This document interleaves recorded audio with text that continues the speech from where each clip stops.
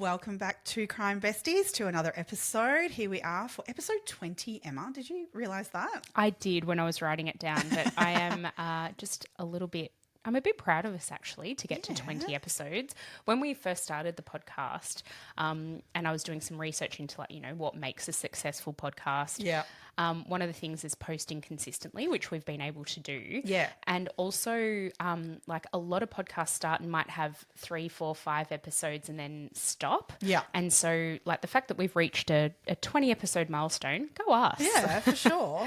Well, I mean, you can totally understand that too, because I think we worked out too, we thought, this is easy to do, start a podcast, everyone does it, but there's definitely lots we've learned doing this. It's been in some ways harder than we thought. Oh, definitely. And so we've had little hiccups along the way and stuff, but to then stick at it and keep pushing through all that to get to here where, we're recording today with, fingers crossed every time that our audio is great.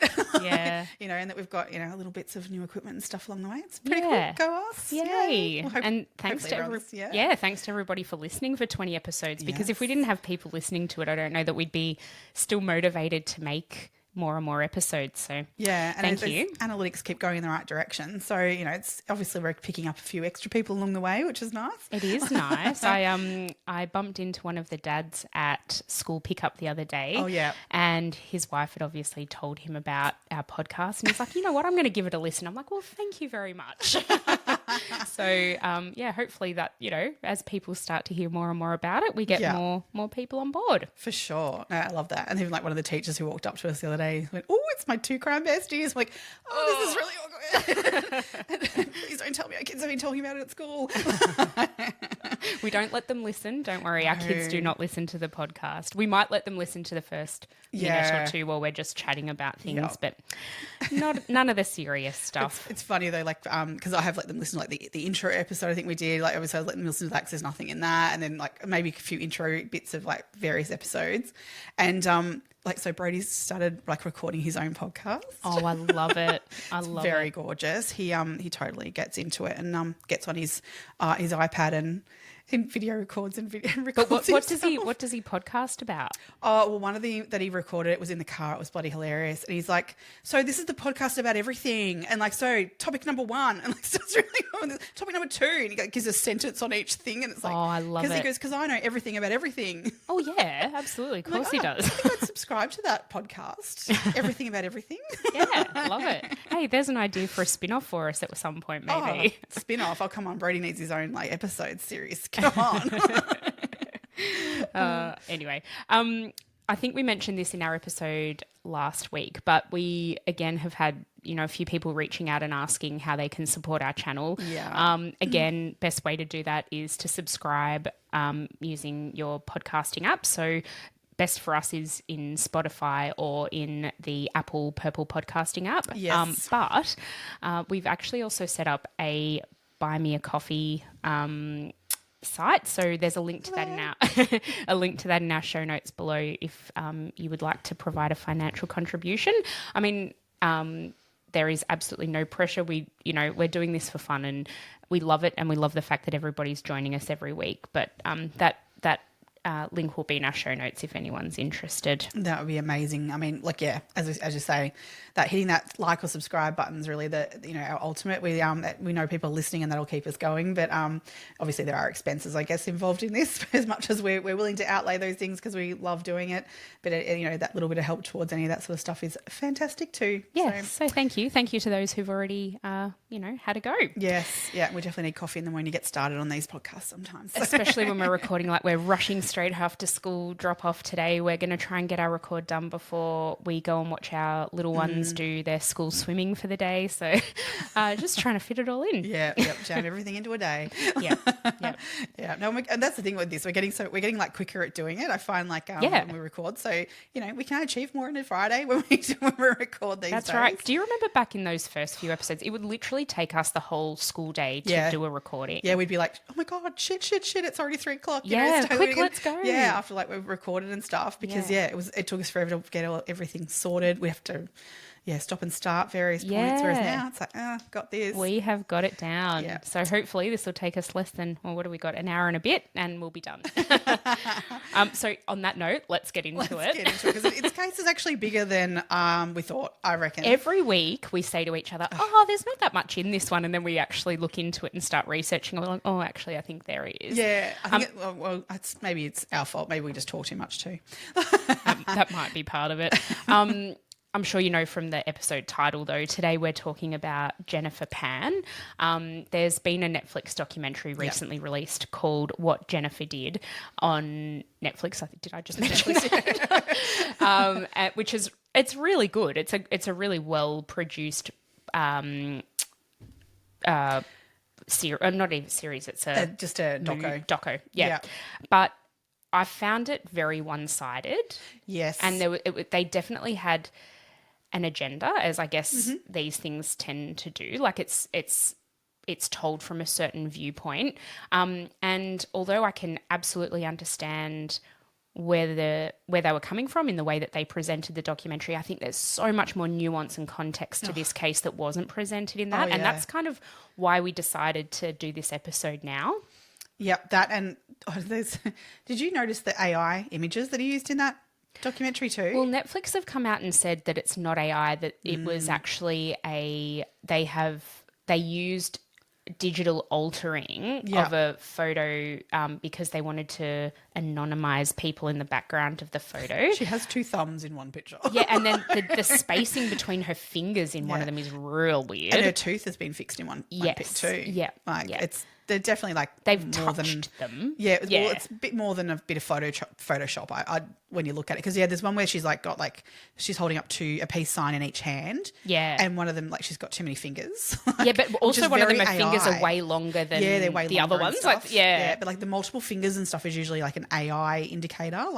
But why would they do that? Like, what's the point? Again, is it about portraying her a certain way? They wanted to show her as a bubbly person, maybe, is like fun, maybe, I don't know, not really sure of the agenda or behind that, but yeah, interesting, very interesting. And then to not, I guess, acknowledge it, like that, that they did do it, is really unusual too. Yeah, I think they're wording behind it. I think the director said something along the lines of like, all documentaries like do Photoshop and stuff. It's like, well, I don't know if they do. I mean, that's the whole point of a documentary, is that it's fact.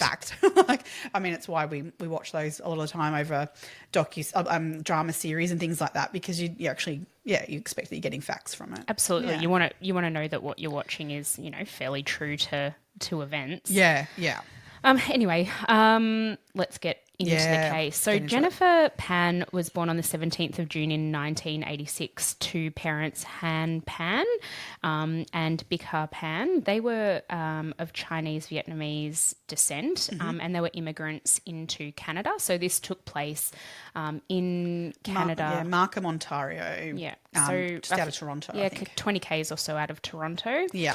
And so Bika and Han actually met in Canada. They were both refugees and had met in Canada, and very quickly, I think, had a very quick courtship and I have got a funny married. feeling they actually did know each other back in Vietnam. Oh, did before they? moved to, I don't know that. Yeah, I don't know. There was some stuff I read about potentially they may have met prior. Okay. Through maybe family connections or something. Right. Like okay. But yeah. But anyway, they decided to get married and start a life together in Canada. Yeah. And which they did. And then they had Jennifer, and then 3 years later they had a son named Felix. Mm-hmm. He is not mentioned in the documentary at all on Netflix, and there's a lot of reasons behind that, which will become more and more evident as time goes on. But he just doesn't want to be associated with any of this, and I can completely understand why. Yep. So this took place on Monday, the 8th of November in 2010. Yes. There's a lot that leads up to that date, but let's start there. Yeah. And we'll go through the events of the day, I think, and then we can sort of look, go backwards and look and see exactly why that happened. Yep. So I guess the first bit is we hear this 911 call, and I had to double check that Canada's emergency number was 911, but it is. But yeah, so we hear this 911 call of Jennifer contacting police because she's heard these popping sounds and she's been tied up and she doesn't know what's happened, and she can hear in that 911 call, which again, you can go and you can either listen to that in the documentary or it's on Facebook, YouTube. Yeah. Any of those. It's online. Yeah. Google it. Yeah. And you can hear her dad in the background, like, moaning, isn't he? He's like, that sound is horrible. Yeah. And he then runs out the front door, knowing Jennifer's in the house, which is also very curious. Yes. But basically, Jennifer's account of the story is of what happened is that that night her mum had gone line dancing. I love that. Good on her. Yeah. Apparently Big Hard didn't do a lot of things for herself, but line dancing was like her one thing that she absolutely loved. She loved music, loved dancing, and every Monday night. Cotton Eye Joe when I hear of line dancing. Cotton Eye Joe, we married a long time ago. Oh God, don't get us started. Now there's a tangent we could easily go down. Yep. And so she's gone out Monday night. I think she left home at about 6-ish or 6:30. She's then home by about 9 o'clock. Prior to her going to line dancing, she cooked a meal. She and Jennifer ate that meal. Han had actually been at work that day. He was a machinist, a tool and die maker. I think they both worked at the same place, the two of them.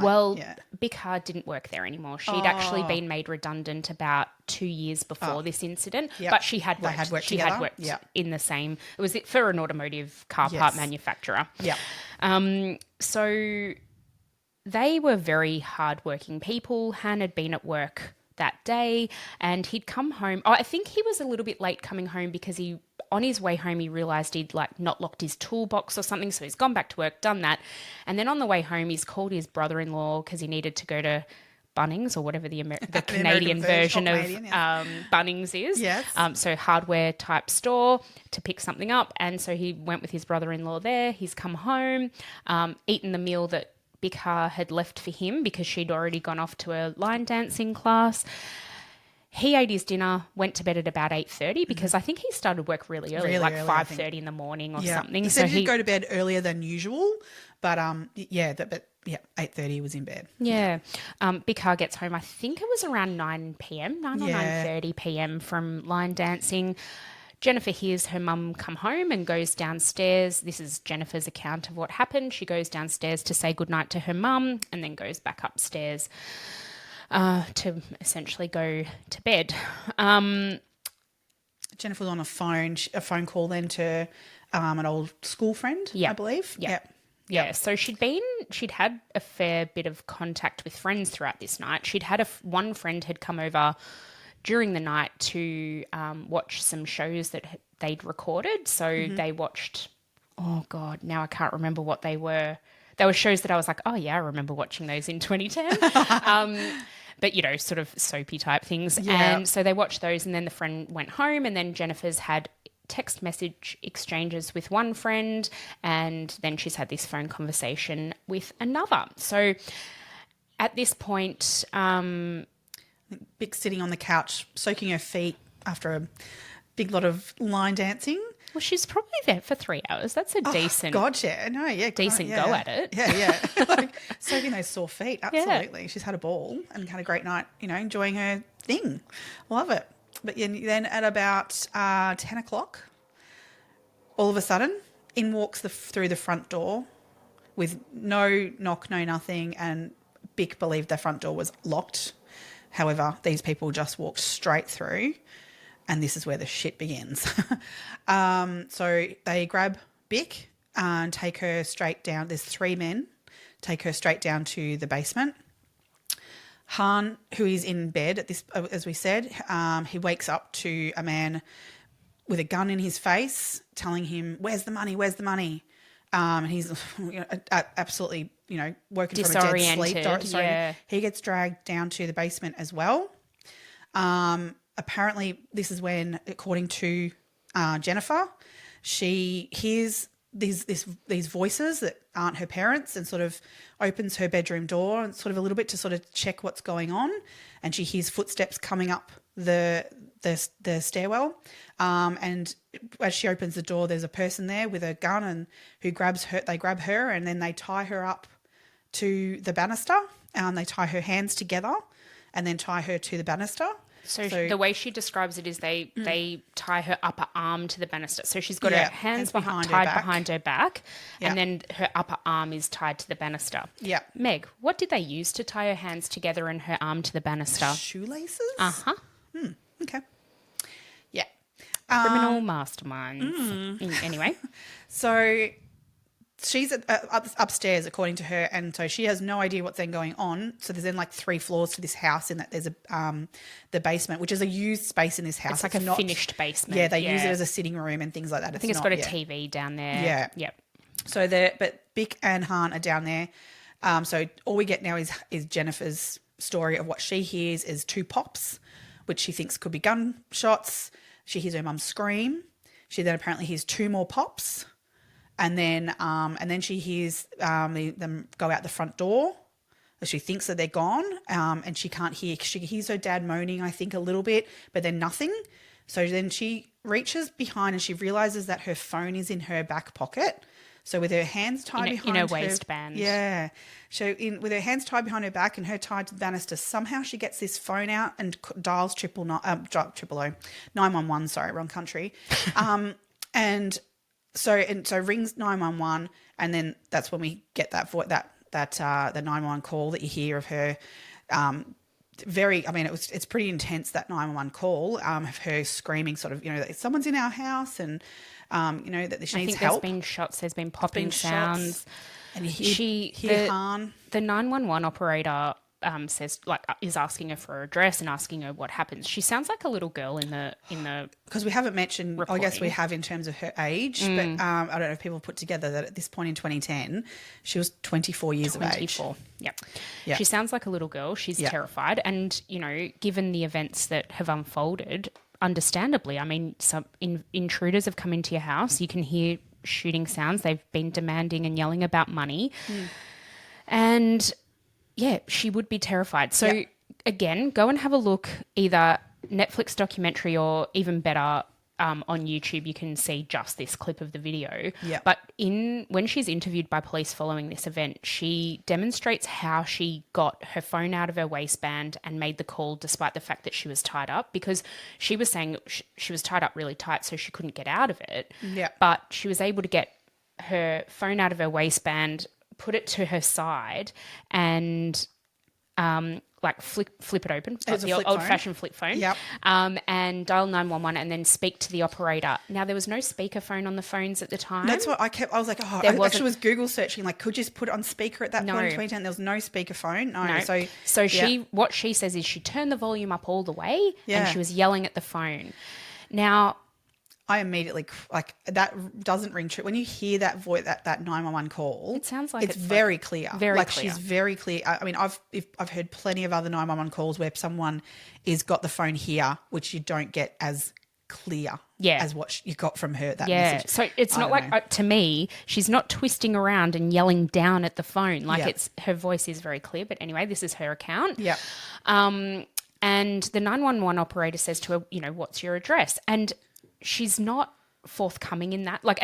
She stumbles around the question. Which I get, you can kind of understand that in some sense of a traumatic event. Yep. She has said it, but the 911 operator couldn't really make it out. You can't, which, I mean, I can get it. You think you've said it, but they haven't understood it. So I kind of can come at that. And the trauma but of she it. does she does stumble over it a lot, kind of thing, that you kind of and then eventually the 911 operator's spell it for me. Yeah. And she does. Anyway, they dispatch police immediately. Yeah. And the 911 operator stays on the line with her until the police are there. So you can hear the police in the 911 call. You can hear the police entering the property. Yeah. You can hear the police officer coming upstairs and obviously doing a sweep of the house to ensure that the intruders aren't there anymore. She sort of said to them, even as they came up the stairs, I don't know if they're still here or not. Yeah. So, yes, they've got to check everything. So, obviously, if this was legit in terms of things, but she, that would be pretty intense as a victim, that you're tied to a banister and finally someone comes to arrive and you think you're going to get free, but they don't. They leave her there, which they have to because they need to make sure that everyone is safe before they. I mean, she is safe at that point. Even though of course you want to get out of that situation, but they'd have to leave her there while they check all the brooms and things, and then also check how she's tied. That's part of just protocol to then how they're going to untie her safely or what have you. So they've done that properly.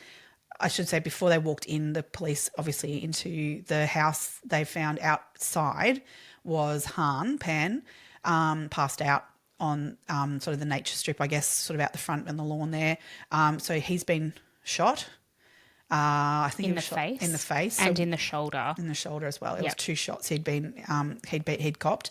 One of them particularly right through the corner of his eye. Yep. So he how he got up and got to there is pretty full on, and how he managed to get that far. Like the adrenaline must have been pumping. So he's actually climbed the stairs from the basement to the ground level of the house and run out the front door. Yeah.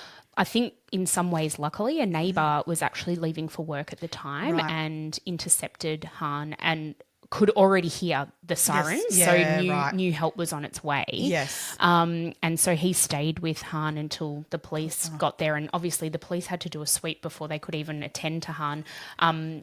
By the time, so the police tried, so they've gone down into the basement, found Bikha and knew immediately that she was deceased. They did try to perform CPR on her just, as a life-saving measure, just to try. And once the ambulance, the paramedics got there, they basically knew that she was gone. And she'd been shot in the back and in the back of the head. Yep.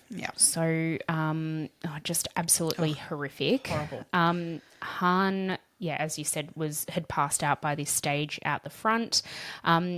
Upstairs, the police officer who'd found Jennifer decided, obviously had had a bit of a check of her and everything, and found some scissors in her bedroom and cut her free using the scissors, trying not to, disturb too much of the crime scene, but obviously wanted to free her in the same token. So anyway, was able to cut her free in that way and took her out the front immediately, where she saw her dad on a gurney ready to go into the ambulance. And then they've taken Jennifer to another awaiting ambulance so that she could receive any medical attention that she would need. She didn't need any, aside from, she was treated for shock at the scene, and they took her to the hospital to give her a once-over. They didn't know at this point whether she'd been raped or harmed in any way. And so, they were doing their due diligence by ensuring that medically she was okay after this horrific incident. Yeah. So they were taken in separate ambulances to the local hospital, and at this stage, Han is in a really, really critical condition. Yeah. The bullet missed his carotid artery by literally millimetres. Yeah, 'cause I think it came through the corner of his eye and then down through his throat. Exactly, but it was the angle. It was like slightly angled away from his neck. Yeah, so it was like angled out towards the outer side of his body. If it had been angled slightly more inward, he wouldn't have survived. No, just incredible. Yeah. To this day, he's still got bullet fragments in his... Yeah, you can't see out that eye. No.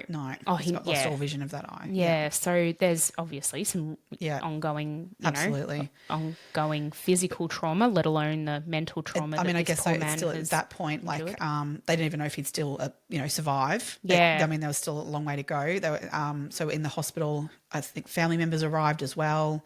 And Jennifer was with him in the hospital.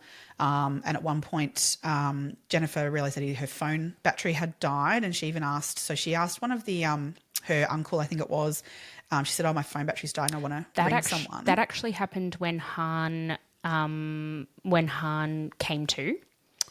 This was on the night of, I thought. No, it happened on the date, because they've then traced that was part of the prosecution's case. Yeah, because they then were able to see that she phoned her ex-boyfriend. Daniel Wong, and they know it was now to tell her? Because on the night, it was on that night because she rang him and said he's going to live, which they didn't know.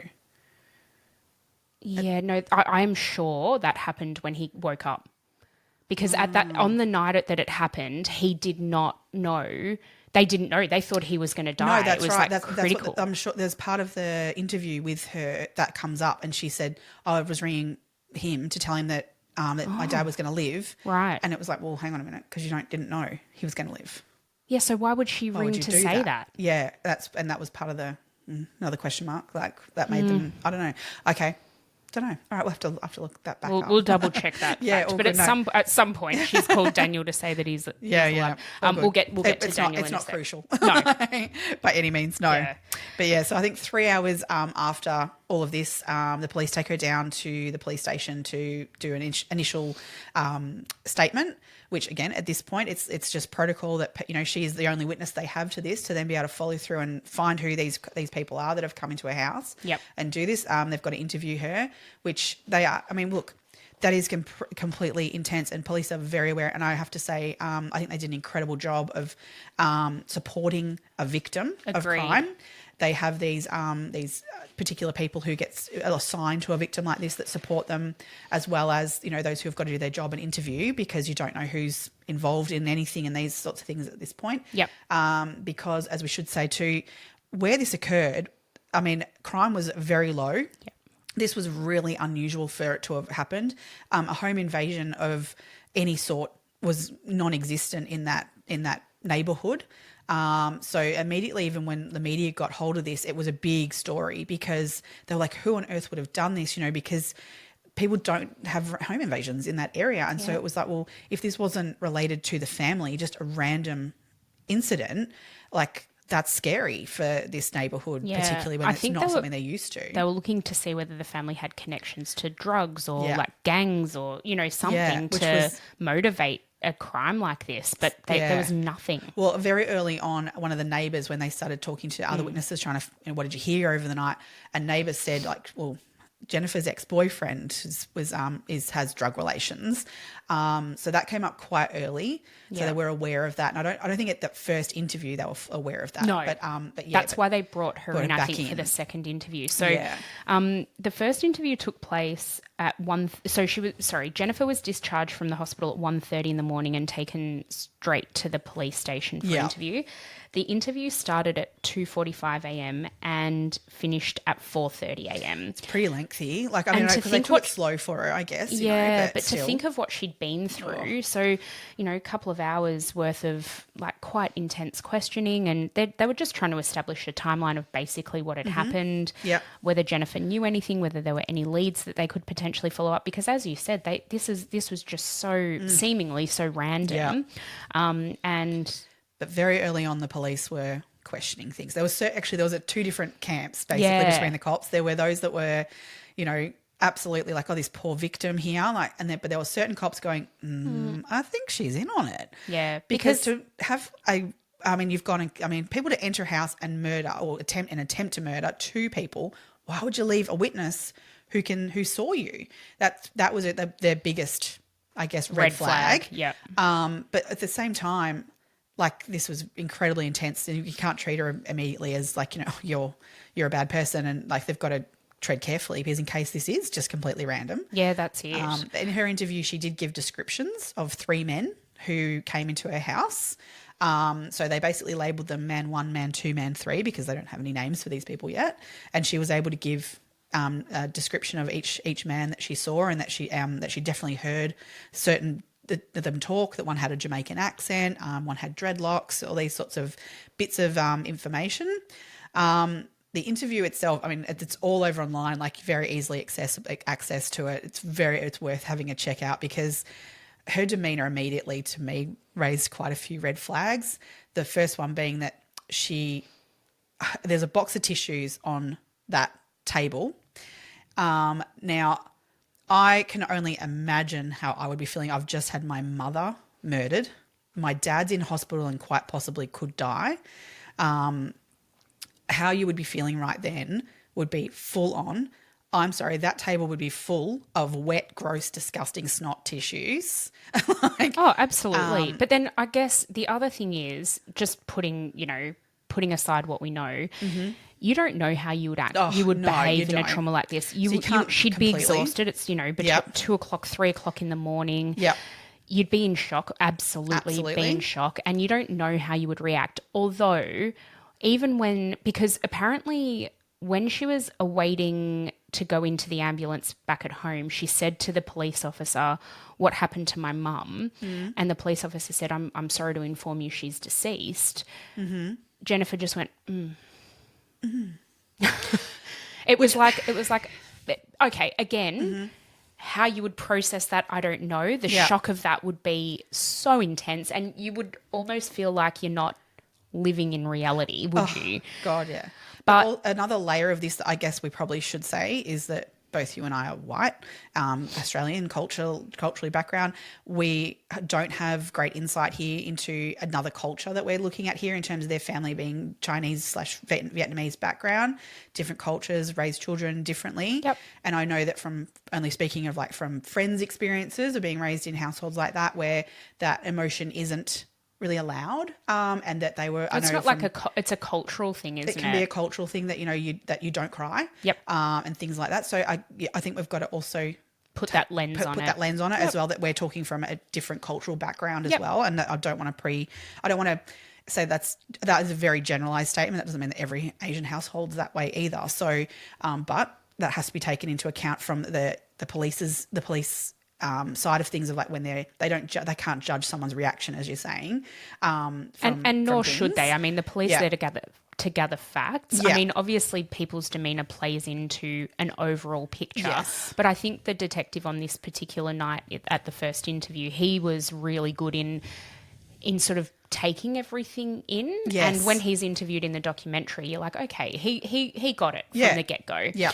But I think the thing with the tissues where I was going was like she would wipe her, like she would cry, like, but the tissue would come back dry. She wouldn't cry. She'd put her hands down as if she was crying. Yeah. But then the tissue would come back dry. Yeah. So that's what I was kind of like. And so that was a difference red flag. between okay, I don't cry because like whatever reason, like how you've been raised or something, but then there's fake crying. Yeah, it's performative. She thought that's what she should be doing and how she should be feeling. Yes. So this is the way I'm going to portray myself. Yeah.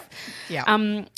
So Felix, Jennifer's brother, he was about 30 minutes away at college at the time. So he was not living in the house. He was living away at college, but it wasn't very far away. Yeah. So the police actually brought him in for an interview around the same time as Jennifer.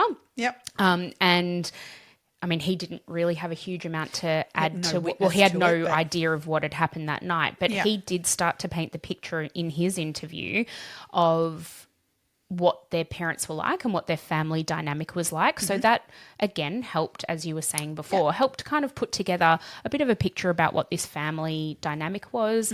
And, one of the things that he said is their dad was really quite strict and very difficult to live with. He had very high expectations of them. He basically expected them to be the best in their class academically. He wanted them to be musical and play instruments. They were only able to do extracurricular activities that he deemed sort of noble. They weren't able to necessarily just go off and, tool around on a basketball court after school. They had to be doing something productive with their time. The pressure of that must have been horrendous. Jennifer, when she was younger, was a figure skater, and she ended up having to pull out of that because she injured her knee really badly. Yeah, she was on track basically to be looked at for Olympics. She was very good apparently, In primary school, she was training until like 10 o'clock at night, coming home and doing not homework assigned by the school, but homework assigned by her parents. Till midnight or whatever, and then getting up and going to school the next day. Like they pushed their kids so hard. Han has been interviewed about this. And I mean, not that he's had a huge amount to say in the public arena, but I believe this was actually formed part of his testimony at trial as well. But there has also been an interview where he basically stated that they put everything they had into these children financially, not emotionally, that wasn't the word he used, like physically. So they Yep. they drove them everywhere they needed to go. They put everything they could into these kids at their own sacrifice. So Yep. they hadn't gone back to Vietnam to visit family because they were putting all of their money into getting a better home in a better area for the kids, ensuring that they could pay for the top education, and like giving them all these extra tutors for different things and the best piano teachers and whatever. Yeah. So it's building a picture of very, very high expectations.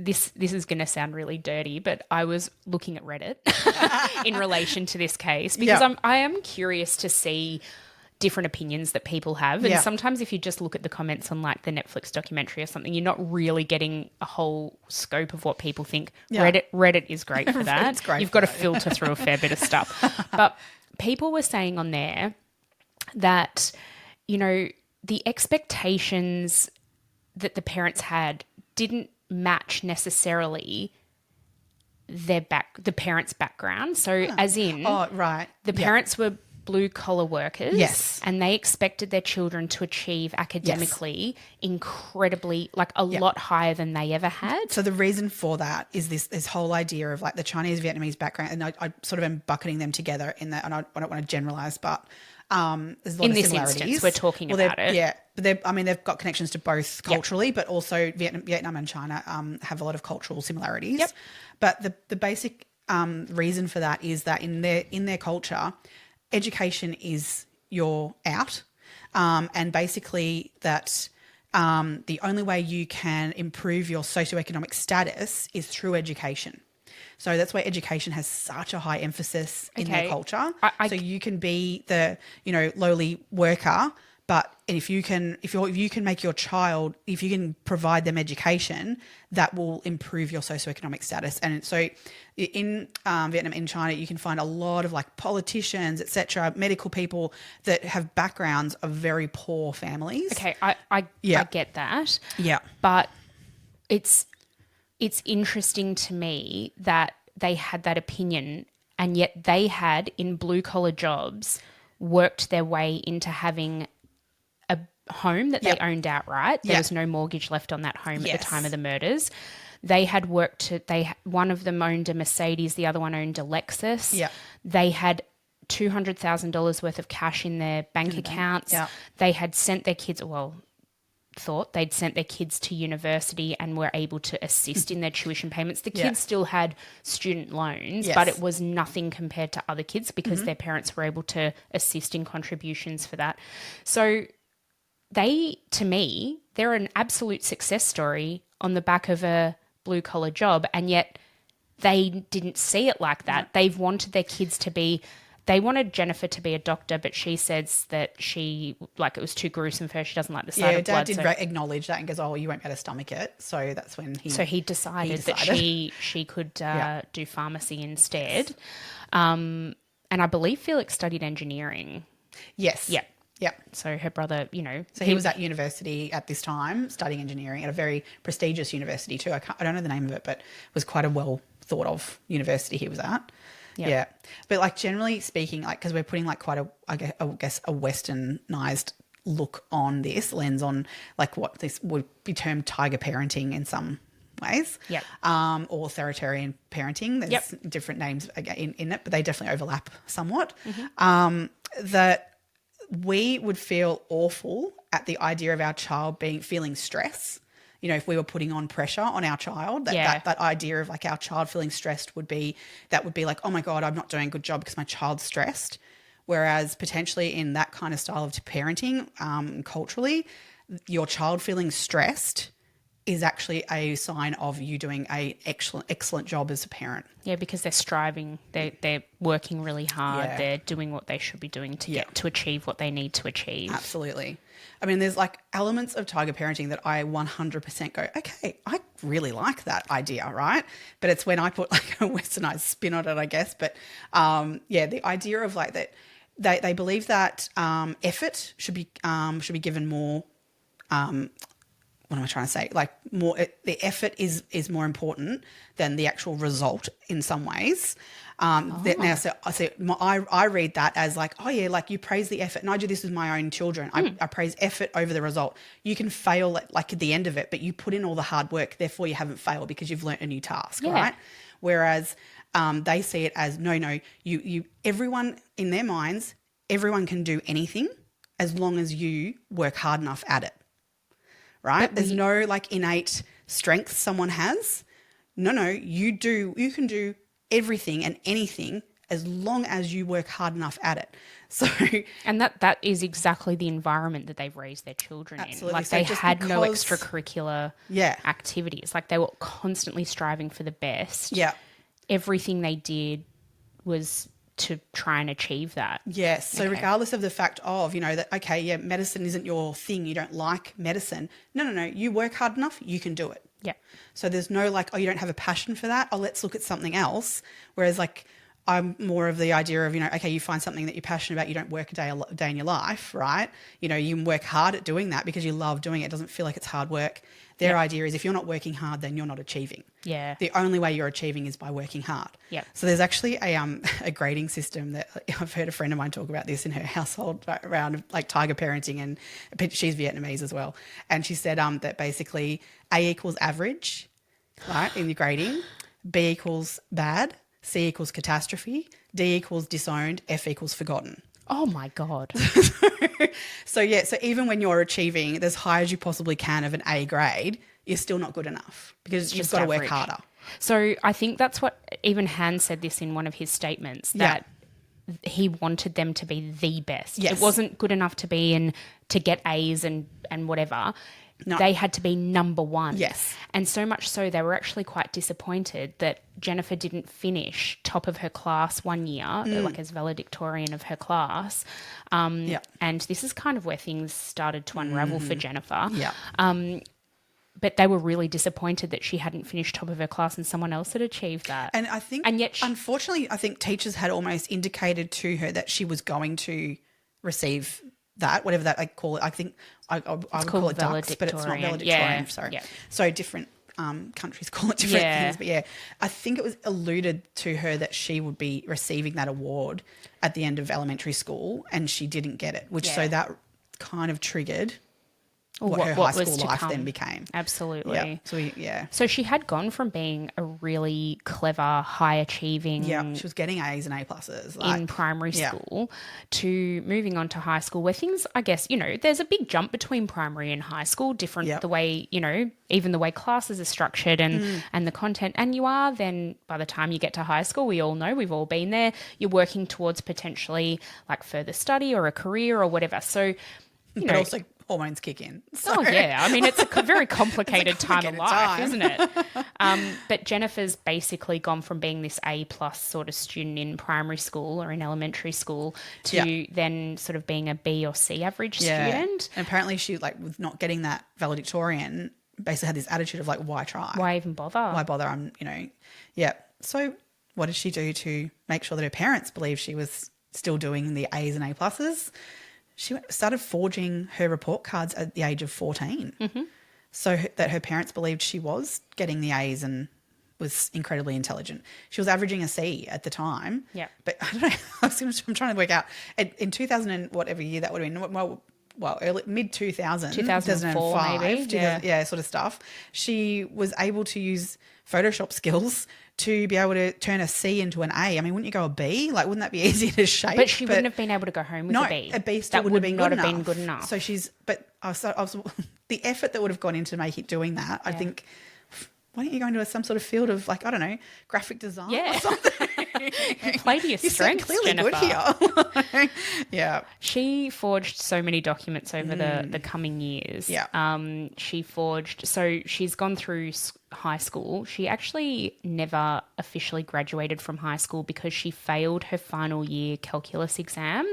Yeah. And so she was one credit off actually graduating from high school. Prior to that, though, she had actually received an early entry offer into Ryerson University. I think just studying a general science degree, was it?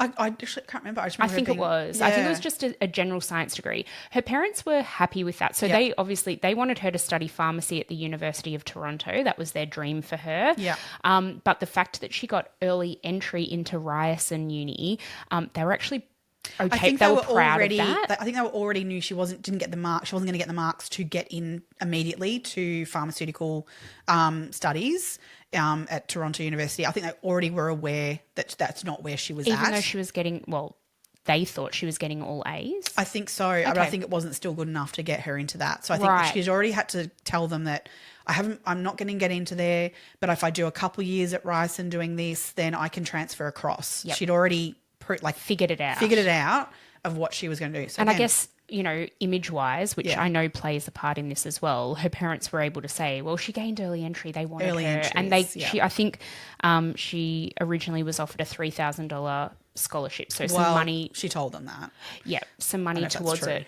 Well, she was definitely 100% she was originally offered early entry. Yeah. I think the $3,000 scholarship has never been either proven or disproven. Yeah, nobody really knows because Ryerson actually withdrew their offer when they found out she didn't graduate from high school. You have to have your high school diploma to be able to move into university. Yeah. Yep. So she still went. So her parents believe she'd graduated from high school with really great marks and that she was going in to Ryerson University to study science for a few years as an alternate pathway, I guess, into pharmacy. Yeah. She buys all the textbooks. She attends, she tells them she's attending the orientation week for the university. They drive her there. Yeah. And drop her there. Yep. But she doesn't have a place. So during this time, so this was 2 years of her life that she was doing this. She was doing lots of different things, but not actually attending university. I think now's a good time to introduce Mr. Wong into the picture. Yeah, that's a good idea. Yeah. So when Jennifer was in high school, she was part of a music program and they went over to Europe for what was that for? Do you not remember? It was for some concert or something. Yeah, yep. And on that trip, she met a boy named Daniel Wong. Thank you. I was just about to call him Eddie, but that's another guy. That's another character in this story. Yes. Daniel Wong, and they hit it off straight away. I think she had an asthma attack because on this trip people were smoking because in Europe was far more, considered fine over there more so than back home. So a lot of the kids were picking up sort of a bit of smoking over there and stuff when they travels. And she apparently had got quite a nasty asthma attack. And Daniel was apparently fantastic and really got her away from it, calmed her down, got her over this asthma attack. So they just sort of bonded over that immediately and really connected. Yeah, so I think she kind of fell from him pretty quick. And he was a year older than her, I think. Yes, a year older. Yeah. They didn't start dating immediately. They became just good friends for a long time. But as soon after them getting back from that trip, I believe they started dating. A year after the trip. Yeah. They started dating. Yeah. But Jennifer wasn't allowed to date. No. I think she was 16 at this time when they sort of started dating. It could have been early. Actually, no, it would have been more like 14. Okay. She must have been pretty young at that point, when they first met. Yeah. Yeah. They were having to sort of go behind Jennifer's parents' backs and, sneak around. But so this is during high school time. But by the time Jennifer doesn't graduate from high school and moves on to not Ryerson, Danny was actually working at a pizza place at the time and as a manager or something, Boston Pizza, and he got her a job there. So eventually got a job there. Yeah, eventually so during the day she'd either go and sit in a cafe and have a lunch. She'd go to the university library and just sit and tool around and use the internet there. She would take lunch to Danny on his lunch breaks before she got a job there. Not really a productive use of her time. She was earning a bit of money that her parents didn't know about by working at this Boston Pizza. She also was teaching piano to family friends. So she did have a pretty modest income. So she had a little bit of money at her disposal, but, her parents were also supporting her in that they were giving her money for different bits and pieces for Thinking she was a uni student. university. Yeah, that's Yeah. it. Like, you Yeah, know, helping sling me her out. $50. Yeah. I need to be able to buy lunch today or whatever. Yep. Yeah, so she kept this ruse going and going Yep. and going. So in that time frame too, Danny at one stage was put over by police what he was doing was selling marijuana. He was found with I think about half a pound of marijuana in his car. He did do a little bit of time, I think, or he was I arrested. think he was on probation. I think, yeah. I don't think he actually went to jail or No. anything, but yeah, he was arrested for it and everything. So he was known to police in some form. It was sort of in that scene a little bit of, buying drugs and selling drugs, etc. But obviously with Jennifer said was that because, this asthma attack kind of thing that she had with smoking and things, he said to her, you stay well away from it. She wasn't involved in it. But still, not great. When she was interviewed about this I believe this was her second police interview. Yeah. It really made me take note because the detective says to her, were you involved with the drugs? And she's like, absolutely not. I had nothing to do with it.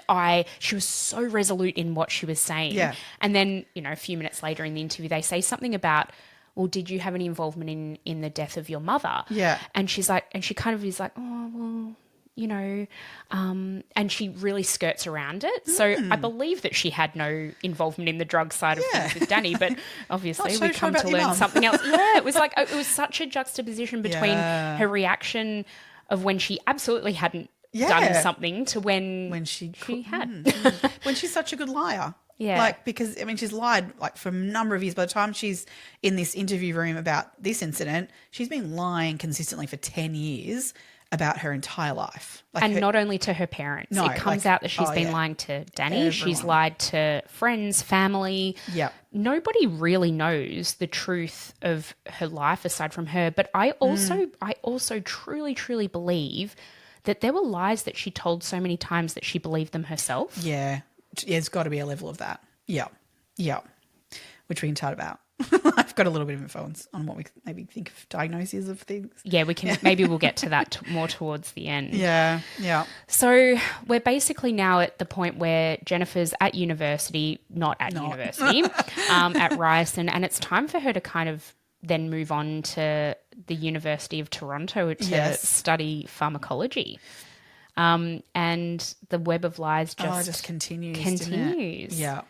Yeah. And at one stage she told her parents that she was volunteering at a hospital doing blood draws and things like that or something. Yeah. Which floors me that even that someone would volunteer and do that. You could actually volunteer and actually get that role. But anyway. Yeah. But her parents started cottoning on to this fact that the dad was like, well, hang on a second. To do something like that in a hospital, you need to have, badges and stuff to swipe in and swipe out. You need a uniform, scrubs or something. Yeah. And she didn't have any of that stuff because she was still living at home.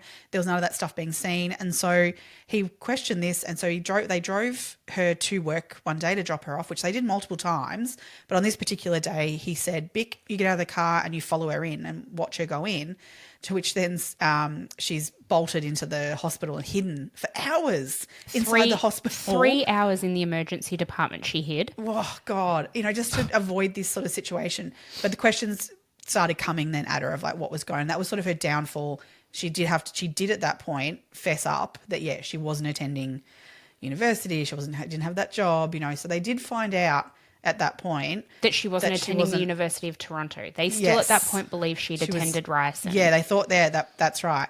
So so they're basically like, well, I know, because they did find out, her parents did find out at some point that she hadn't even got her GED. They did. That was later. Yeah, right. Yeah. But eventually it kind of all came out very, very slowly as things unraveled for her. But they basically said to her at the time, right, so they've become more and more strict. They've figured out, okay, you're not at the University of Toronto, you don't have this internship or this whatever volunteer job that you say you've got. Yeah. So you are going to now work to get into the University of Toronto. Yep. They've made I think they've put a curfew on her. Yeah. She's not allowed to go out after 9 p.m. or something. Now, by this stage, she's an adult. Well, this is it. And also they've also know already that at one stage prior to that they found out she was dating Daniel Wong, which she'd already had massive arguments over that with their parents that one, she wasn't allowed to date anyone, let alone a guy who only works at a pizza restaurant and is a drug dealer. Like, I don't blame him. He was studying engineering. He was I also. believe. Their belief was he wasn't going to be able to provide a life for her. I mean, I'd be a bit anti the drug dealing situation as well. But 100%. the fact of him working in a pizza shop and studying, I don't have an issue with that. Not at all. But and particularly at her age, I guess, that's an issue.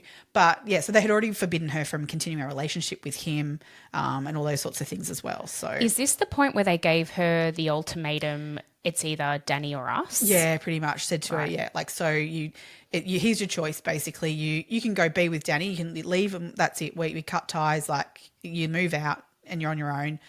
Because we should say too, while she was at university, she was telling her parents that it was too hard for her to do the travel back and forth and to commit to her studies.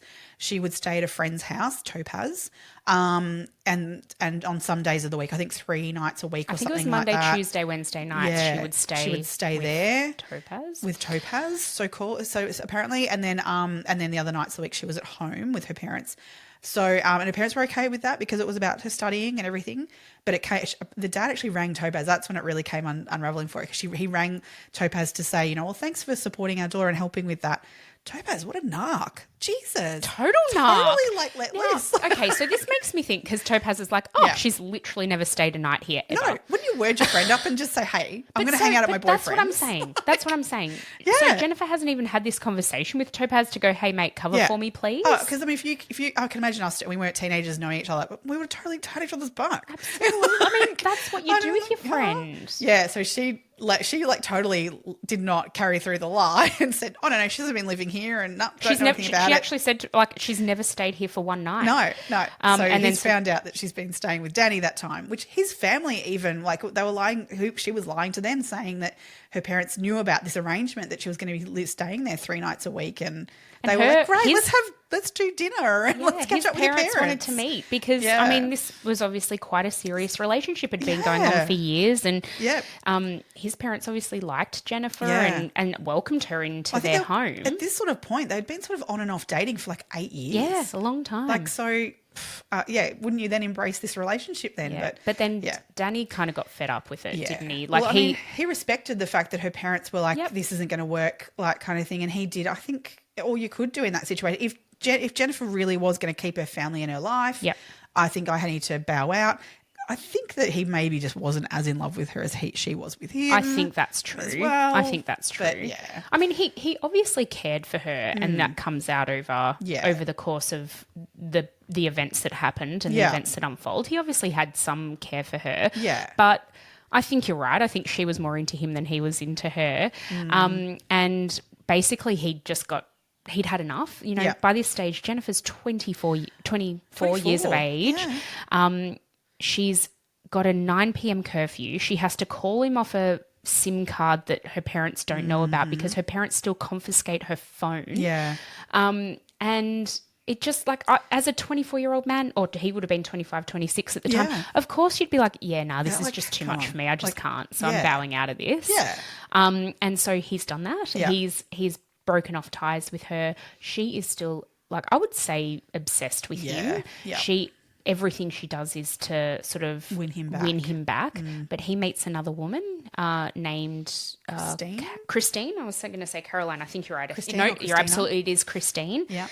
And in February 2010, he starts dating this Christine. Yeah. And he, by all accounts, things were going quite well between them. But Jennifer decides to put a bit of a spanner in the works, and she rings Danny one day and says to him that she answered her door, and a man who was dressed as a police officer came in, and a couple of other men came in behind him, and they gang raped her. Yeah. Oh my God. I'm sorry, what? What?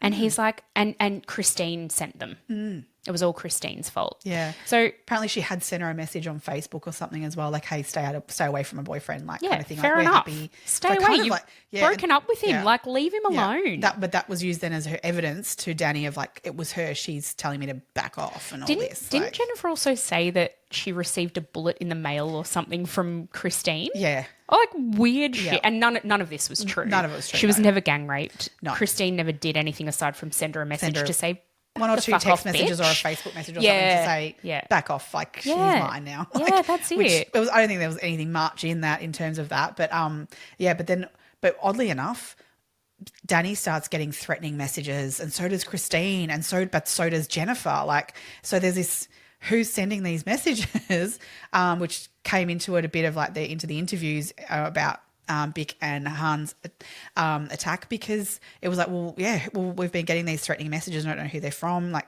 could this be the person who's, now done this crime? So yeah, it was like, well, a bit odd. Like, but she sent messages like bang, bang, bang. Mm-hmm. Well, he received messages like that, but quite threatening messages then. And like, so the cops were a bit like, it's curious what's going on here.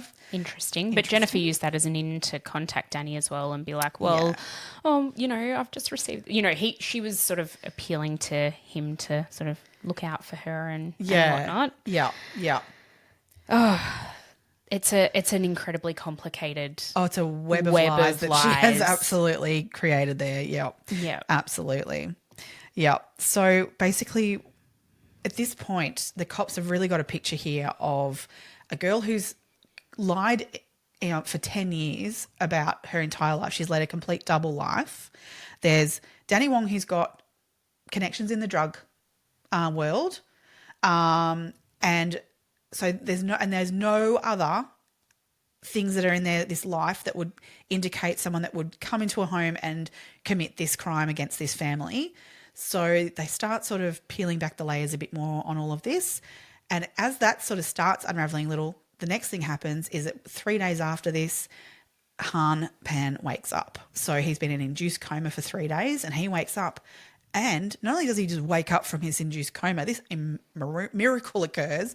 He remembers everything about that night. Yeah. Which, I think they were basically told by the hospital, even if he does wake up, chances are he's going to be potentially impacted quite severely, cognitively from this, where the bullets, gone and things. So don't expect much, He came out bang. Well, apparently, and remembering everything. The police thought it was quite almost amusing because he's woken up from this coma and they go in to interview him thinking he's going to be like lying down. He's sitting up in bed. Yeah. I mean, he was and all that kind of stuff. Yeah, and apparently like he couldn't speak very well or speak. Yep. Yeah. But he was sitting up in bed like a man who's been shot in his face. He's still got bullet fragments in his face and his shoulder. Yeah. And he also apparently one of the very first things he actually said, I think it may have been to a nurse or someone, was, I don't want Jennifer coming anywhere near me. Yep. Like something along those lines. Although they did call her and she did go to visit him. Yeah.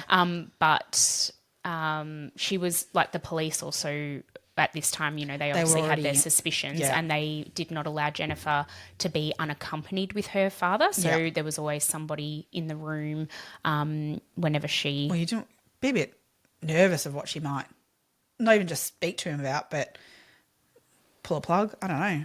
So this is the bit that really gets me.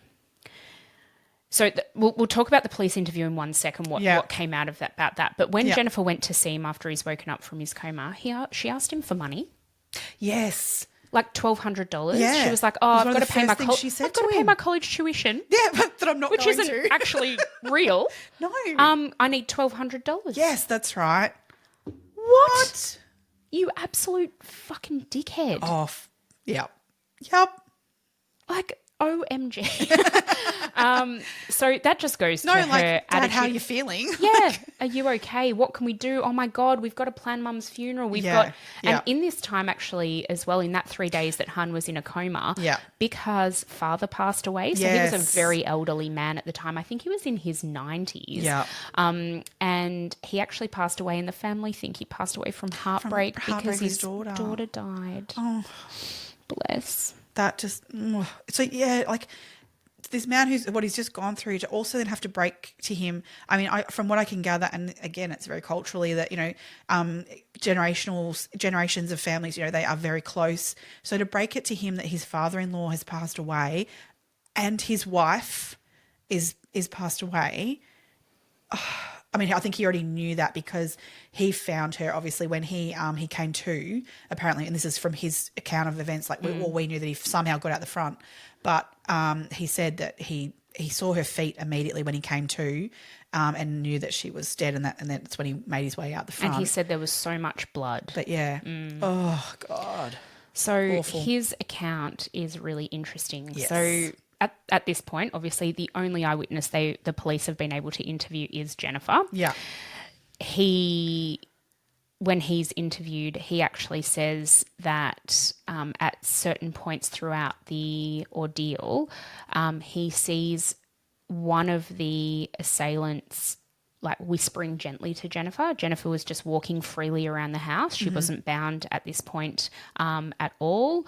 And so he obviously he thinks Jennifer's involved right from the get-go and tells the police as much. He was adamant from the get-go. He could see that she was. And he apparently he said to the police, you go and do your job. I've given you what I need to give you. You go and use your police skills. Yeah. Yeah. And get her. Yeah. Yeah. He knew straight away. Yeah. So the other bit of evidence they did have as well, which, I mean, it aligns with what Jennifer was saying, was that they were able to get some CCTV footage from a house across the street where they can see 3 men entering the house, again, without any force. They walked straight through that front door. And they can see the 3 men. It's very grainy footage. So there was absolutely no way of identifying these men as being, that her description of them was accurate or not. But definitely 3 men, you could see very grainy images exiting the building, exiting their house as well, and what time. And so the times definitely married up of what she was talking about. But what that also married up to were text messages and phone calls that were being made on the night. So, there was lots of, so that along with then Hans' witness statement, it all came into Jennifer had like a burner phone. So she had her main phone, and she gave the police authority to look into her phone records for that. Again, that was very interesting in the interview when the police officer asks her for access to her phone, basically to look at, and rightly so, again, thinking that she's very much a victim in this situation, to kind of go like, what time did certain things happen? And he was talking to her about the fact that they would do that to be able to see, you might think in days later there was someone you're talking to that this might relate to, that there is someone who has got, a grudge against your dad or your mum or, something. So they might come up in a few days time that we need to then go back to the phone and go, that's who that person is. And we might be able to track that from that number, who that person is and where, he goes, we need to have that information, which you'd hand it over, wouldn't you? Oh. She questioned it, something shocking, didn't she? How far back into my phone are you going to look? What are you going to look at? Who are you going to contact from there? Because sometimes I call my teachers and he's like, well, we're not going to be contacting your teachers. We're going to contact people who are relevant in this case. Yeah. Like, we're not going to just ring everyone you've spoken to in the last 9 days, although... Well, who knows? Because the other thing that is interesting, and this as the interviews go on, so she was eventually interviewed 3 times by the police. First time, immediately after, no real suspicions of her. Yeah. Second interview, they've got a lot more information. They've spoken to Danny, and they're sort of starting to really form their case at this point. One of the main things they wanted to get out of her then was how on earth did she make this call? From that, they pulled her in to really ask her about that. Yeah. But she, by the time they get to the 3rd interview, they've discovered she's got a burner phone. Mm-hmm. They ask her about that. And I think that might have even come earlier because she admitted to the fact that to contact Danny because I think it might have been in the 2nd interview they were talking about it, saying, well, they knew that there was a relationship with this Danny Wong, that he was a name they needed to look at, that she'd already said to them, I had to use a different phone. Danny gave me another phone, an old iPhone, so I could contact him and I'd take the SIM out of that and use that and things like that. So she'd already admitted that she had additional phones. She must have had more than that though, because she had 3, I think, in the end. Because it was obviously the one that she was sending the text messages to Danny and Christine, the threatening messages. So that wouldn't have been the same one that she was legitimately contacting Danny on, and then the one that her family knew about. Yeah. So it's got to have been at least 3 that she was using. Yeah. Which again, I mean, I wouldn't even know. I don't know how to do that. And also like the fact that she's keeping track of all that. This must have been exhausting for her. Well, to be honest, the worst thing that I would have not wanted the cops to see with looking into her phone were her gross, sappy messages between her and Danny. Have you read Yeah. the monkey? Mm-hmm. It's revolting. It's gross. But I also, shit. the other thing, yeah, so do I. But I also found that it was really juvenile. And I was like, maybe these are text messages from when they were in high school. No. But it wasn't. It was from when they were in their, like, they were recent. They were within the 6 months. No, not even. I think it was like 3 months prior. Yeah. So Danny's with this other girl at the time. With Christine. Yeah. And he's sending these fucking sappy ass text messages. It was I was like really vomiting. It's something that I would have sent to my boyfriend when I was in year 7. Like, it's not. I would never have. As a 24... Oh. I'm sorry. As a 24... Sorry, I'm changing my opinion of you. You can't send messages like, this is really gross. I'll read it out and I'll tell you whether I'll try not to vomit. I would rather listen to a story of like someone being disemboweled and murder any day of the week than this crap. Like we've got a true crime podcast. I know. This is mushy. This is so gross. Okay, go. Okay. What is it, monkey? MUNKY. Pokes monkey side. That's from Jennifer. And then Danny Wong. Huh? What's a wrong? Then Jennifer. Squishy face, craving attention. Jennifer. Chickens go cluck and monkeys say. Danny. Ooh, ooh, ooh, me. Ooh, ooh, ooh. Jennifer. Me's nose-used monkey make me's sound. Maybe no harm. Okay. It goes on. I have literally never sent a text message like that. I'm glad to hear it. So, yeah, that's the kind of stuff. That's how they spoke, like full baby talk. Vomit. It's gross. It's gross. But also way below their years. Beyond, like immature. Yeah. Yes. I mean. But then that, you know, the control that Jennifer's parents had and the way they limited her, they wanted her to be young. They wanted her to be like that. But then in limiting her like that, I think that's created this absolute pressure cooker of a situation that has resulted in what has then come. I am not saying there is any justification for the fact that what we now know is that Jennifer ordered a hit on her parents. She has been convicted of murder in the first degree and attempted murder and conspiracy to commit murder. Her and her accomplices, which again we'll get to in a sec in more depth. But nothing, like literally nothing, justifies the fact that she has brought that upon her family. One of the things that I find really interesting though is that her parents, so they've given her this ultimatum either it's Danny or us, and she's chosen her family. But her family have also never set her up to be able to live in society as a functioning adult. So she's had a curfew on her. You know, she's 24 years old and she has to be home by 9 p.m. She still has to practice piano for a certain number of hours a day. Yep. She's so controlled. She's so tightly bound within the confines of that house. Yeah. Now, okay, she has lied to her parents. This has been found out. But at the end of the day, she's an adult. What control could they possibly have over her? This is the thing. So that style of parenting that we were talking about, so there's actual research that's been put into this, right? So so children that grow up in that controlling environment of their parent, that when they're overly strict and punitive, some of the effects of that are that they have an increased risk of anxiety, low self-esteem and depression, more likely to be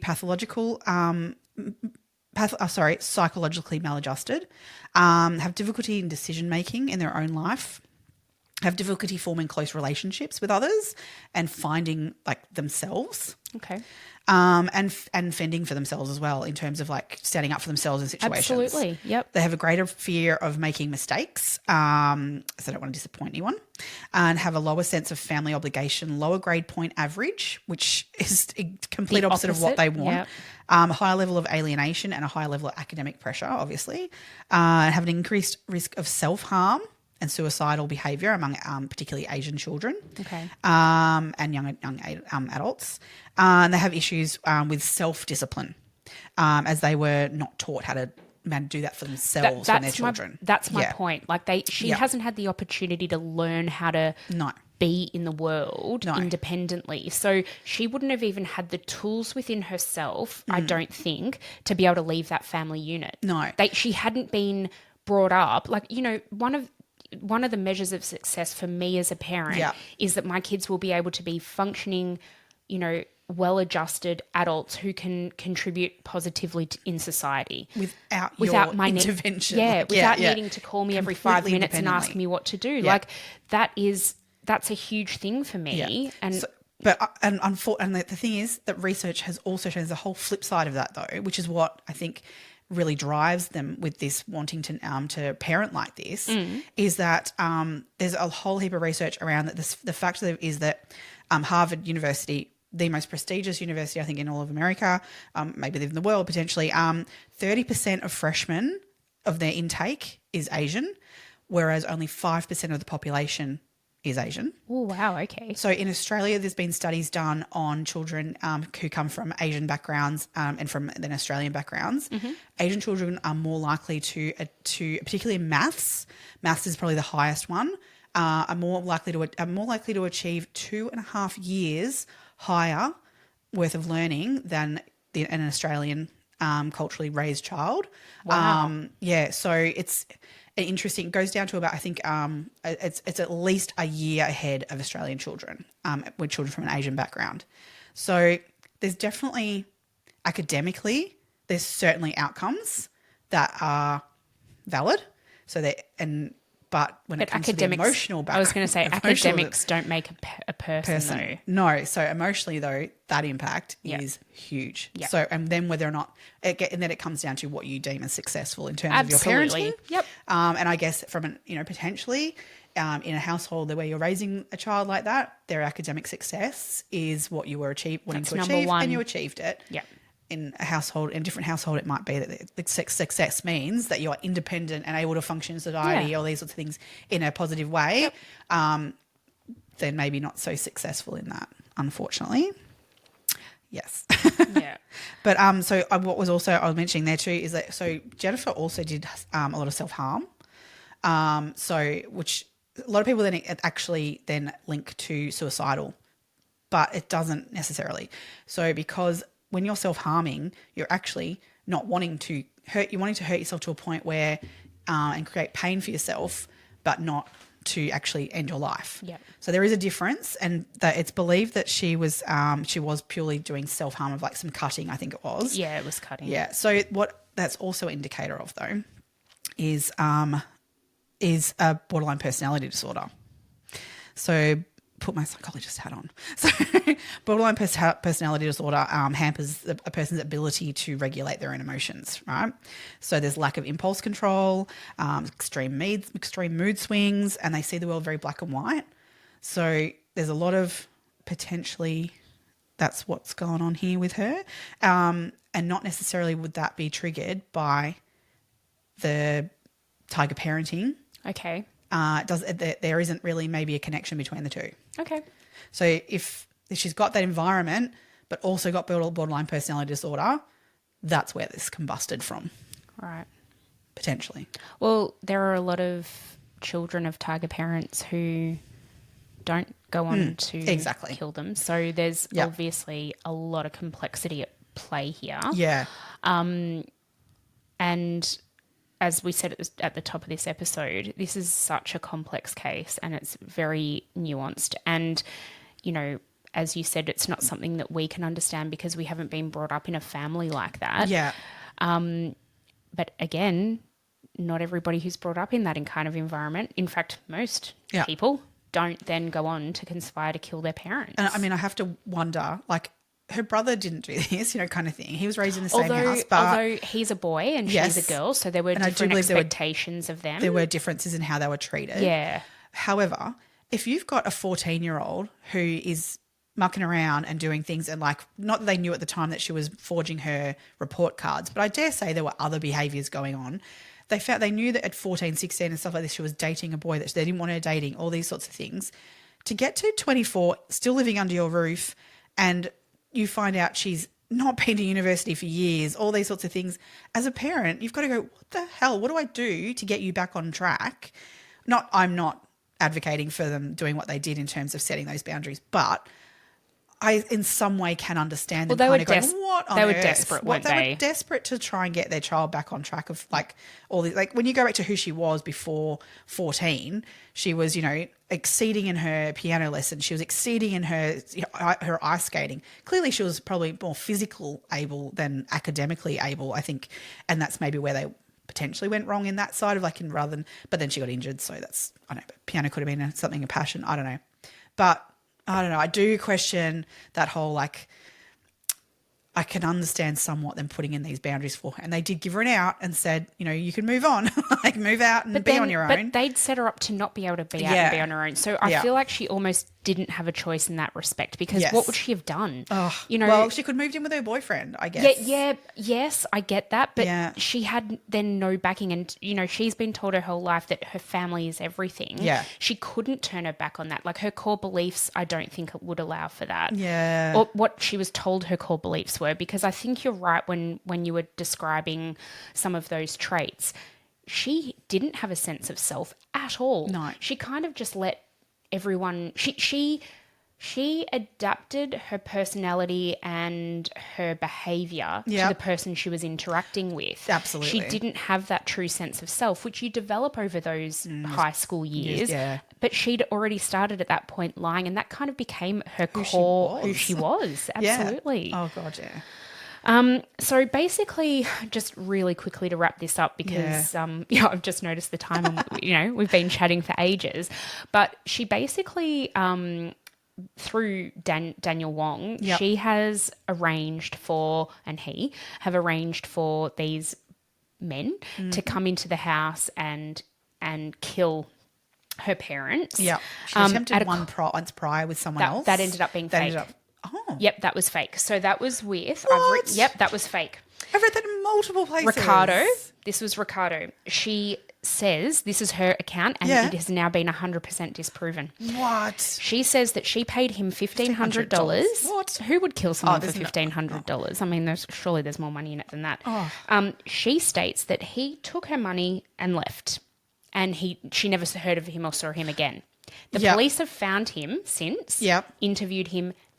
They know for sure that she actually lent him $200 to go out one night. So he was an acquaintance of Danny Wong. Yes. And so she had given him money that he hadn't paid back, to be fair. Right. $200. But she had never, and he swears, and I'm not quite sure how the police validated this, but they have come out and said this never happened. Never happened. And she never gave him the $1,500. No. But who on earth would do it for $1,500? Yeah, literally no one. Even the 10 grand, which these three people ended up doing this. Agreeing at $5,000 a pop, so $5,000 per parent. Yeah, exactly. Split 3 ways, split 4 ways, 5 ways. How many ways is it going? I think 4 ways, like if you include Danny in it, which I'm sure he took his cut, being the organiser. Yeah, that's... but they've rented a car, they've purchased guns, so that's eating into your profits, isn't it? Yeah. And the idea was that they would actually take $2,000 at the time of the invasion. Yeah. They actually took $2,500. I think it was like $3,400 they ended up getting was from around the house. Yeah, that was a combo of the money Jennifer had for them. Yes. And then money they'd found. But they left all sorts of other money around the house. Yeah, which is bizarre because they've gone in there going, we want your money, but have not then looked for all the money. There's money out on the table apparently even. Let alone wallets. Big Car's wallet had like $280 or something in it. Yeah. So they've gone out with, it was a bit over $3,000, I think, in the end. Yeah. And then so the idea was that then Jennifer would pay them the remainder when she got the inheritance in their life insurance. So basically she was, and that's what they say was their motivator, was that she was would inherit, there'd be the house they owned outright, the two parents, a car each, like as in like there was her and her sibling would obviously go halves in all this. So there'd be a car, which would be a Lexus or a Mercedes, like a nice brand car. So a fair bit of money there. Plus there was a $1 million life insurance policy over the two of them. So then it would be $500,000 of that she would get. So decent. And she'd pay them the remainder of the $8,000. Yeah. When she got that. More than that out of $500,000 bucks. When she got that settlement. one of the perpetrators was named Leonard Crawford, and he was known as Homeboy. Homeboy. Oh, so 2010. Homeboy. Yeah, so he was kind of, I think, the main guy. Yeah, he was the contact kind of thing. They sort of say that Eddie was the he was the more seasoned criminal. So he was actually already being looked at for a murder at another murder at the time. And he was then convicted of that murder. Yeah. So he'd already he had a rap sheet. Yeah. So they say that he was actually the lead. Yeah. But Lenny was the sort of the contact and organising it all. So to this day, though, they don't actually know who pulled the trigger and whose bullets actually caused the harm. And they all had guns. Yeah. And they all sort of have not come forward and really they're not said ratting anything on each other. No. The other, so there was Eric Cardy. He was known Eric, as, not Eddie. I don't know that. I think that was me. Sorry, it was Eric Cardy. He was known as Sniper. Oh, I didn't know his nickname. That was his nickname. Okay. And then there was David Mel Vanagan. I was like trying to get. Like, you did that one. And I didn't actually find a nickname for him. So no, I'm disappointed. All right. So they were the three along with Eddie. So Eddie wasn't there on. Daniel wasn't there on the night. No. But he obviously had a hand in. He knew these criminals from his sort of drug connections and whatnot. But those three were the ones who were in the house and perpetrated the crime. They all, including Jennifer, all five went to trial together. So they were all charged with all the exact same crimes. So they were all charged with first-degree murder, attempted murder of Han, and conspiracy to commit murder. Yeah. The trial was originally set. So I think they went to trial in, was it 2014? In March of 2014. It was slated to go for 5 months. It went for 10. Yep. They had countless witnesses, countless, testimonials and whatnot. I think it was all the text messages they had lined up. So there was all these messages that were like basically Jennifer saying, that they're good to go basically. Yeah. They could line up all the times of that with the CCTV footage they had of like them entering and exiting. The other thing that was really interesting from the CCTV from the neighbour's house is like they were able to show that she signalled that it was time for them to come in by flicking a light on and off. Yes, yes. They had so much that really went towards the fact that this was definitely premeditated and planned. Yeah. They all pleaded not guilty. Yes. Jennifer's case is that she actually wanted them to kill her and not her parents, because if she were to commit suicide because she felt so oppressed and whatever, that would actually bring shame on the family, and she didn't want to do that. So if she was murdered, that would avoid that situation for her family. To this day, that is her story. To this day, she maintains her innocence and that she didn't want her mother and father killed. But if that's the truth, why was she wandering around the house with the criminals while her mum and dad were in the basement about to get shot? Yeah. Yep. Girl, come on. Come on. It doesn't actually line up. Nothing lines up. No, not with that. But so eventually they were all convicted, bar one. Eric was, his lawyer during the trial fell ill. So he actually was then, it was given a mistrial for him. The others were all convicted of all the exact same thing, 25 years to life, and on all counts. All counts. Yep. Eric then had to sit a new trial where he received, I think he only convicted on conspiracy. Yeah, so he didn't go to trial. He pled guilty. That's right, he pled guilty, to conspiracy to commit murder, and he was given 18 years for that, but he was also going to be in for 25 to life on this other murder that had occurred. So it was being added to that sentence. But unfortunately, in 2018, he was killed in jail. Unfortunately, he's no longer with us. He's no longer with us. So the other four remaining that have all received 25 years to life, they have just recently been given a retrial. So it's been found that in the first trial, unfortunately, the judge has not given the jury instructions that were appropriate. So he's given them quite narrow parameters. He basically told them that they could only convict of what the charges were, as opposed to giving them alternatives for the murder charge. Yeah, so technically, because he said you can only consider like two different stories being accurate. So basically, Jennifer's story of her that they were there to kill me, not my parents, couldn't be considered. he sort of only gave them these 2 options, so which meant that it narrowed that they could only be convicted of those outcomes, not like say manslaughter or something like that Or instead. second-degree murder. Yeah. So I get why it's happened.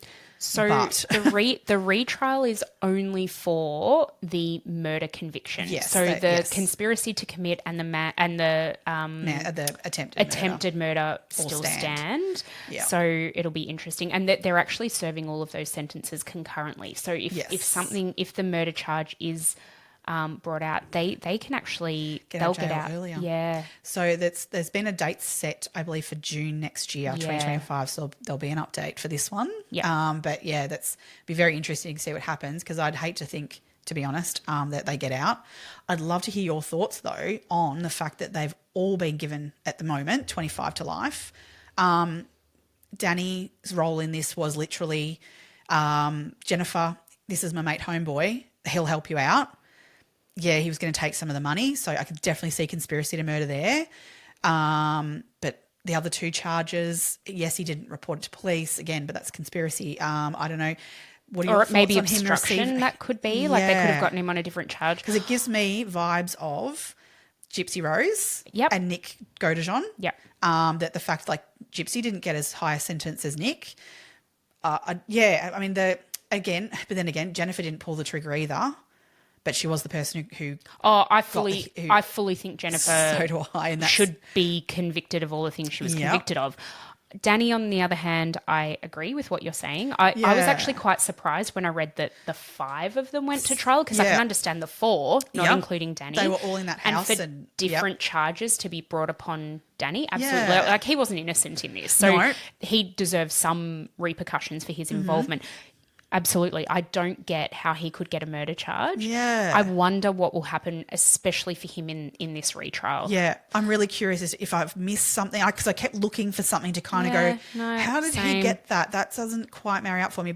And maybe in this retrial, maybe that will It'll be interesting to see what comes out. Yeah. The other thing that came out of the trial at the end was that Han and Felix requested a lifelong restraining order against Jennifer, and that was granted to them. So she is not allowed to make contact with them for the remainder of her life. Yep.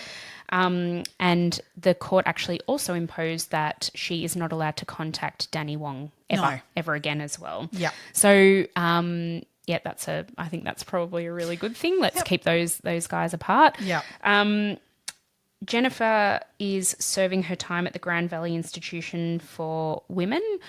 And I guess, as you said, watch this space as to what comes next and what ends up happening. She's in there for life, but we'll see what happens. Yeah. It'll be interesting. We'll maybe we'll do a bit more live in terms of when the trial goes live. We'll try and update as it goes. Happens. Yeah, that sounds cool. Yeah.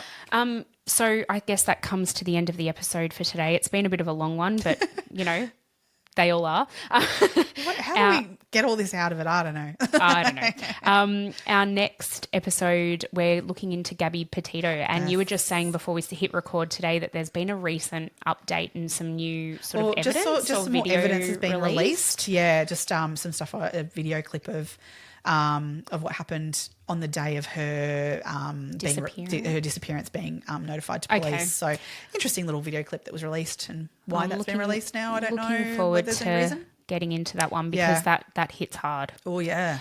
That's a big one. Yeah. All right. Well, thank you again for joining us on today's episode, and we really look forward to seeing you again next week. Yes, see everyone next week. Stay curious, crime besties.